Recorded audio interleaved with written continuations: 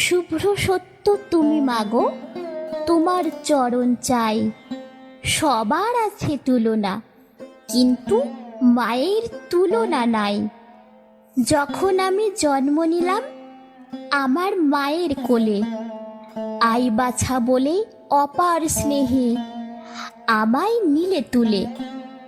10 মাস 10 দিন ধরে গর্ভে করেছ ধারণ, তোমার গর্ভে নিঃসন্দেহে করেছি সন্তরণ। খুশি হয়েছিলে যখন তুমি দেখেছিলে মোর চাঁদ পানা মুখ। ভুলেছিলে তুমি পৃথিবীর মায়া, পেয়েছিলে বুঝি সুখ। কিন্তু হায় রে বিধাতা হায়, এখন মায়েরা কে বলি একাকিনী নিঃস্ব অসহায়।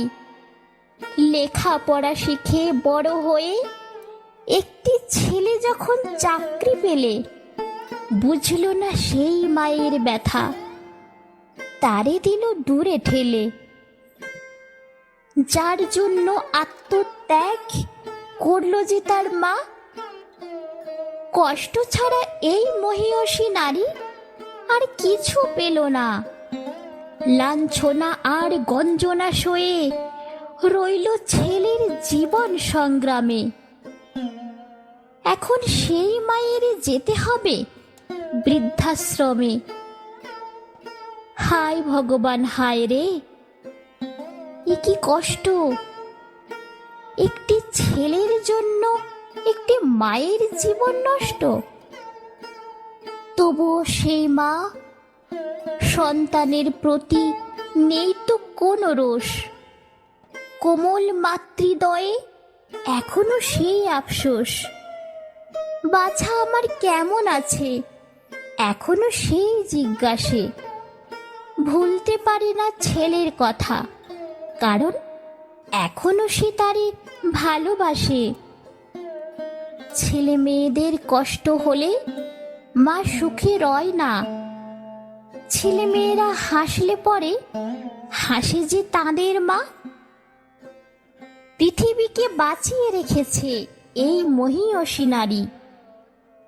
জন্ম থেকে মৃত্যু অবধি তারে ভুলিতে যেন না পারি।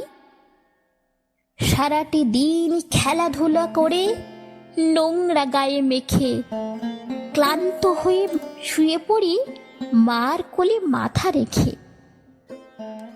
নির্বিঘ্নে নিদ্রা যায় সকল মানব দেহ, তাপিত প্রাণ শীতল হয় পেয়ে মাতৃ স্নেহ।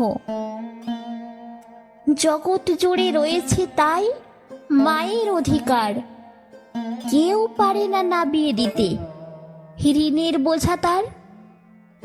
মা যে আমার বিশ্বজননী, মা যে তিলকতমা।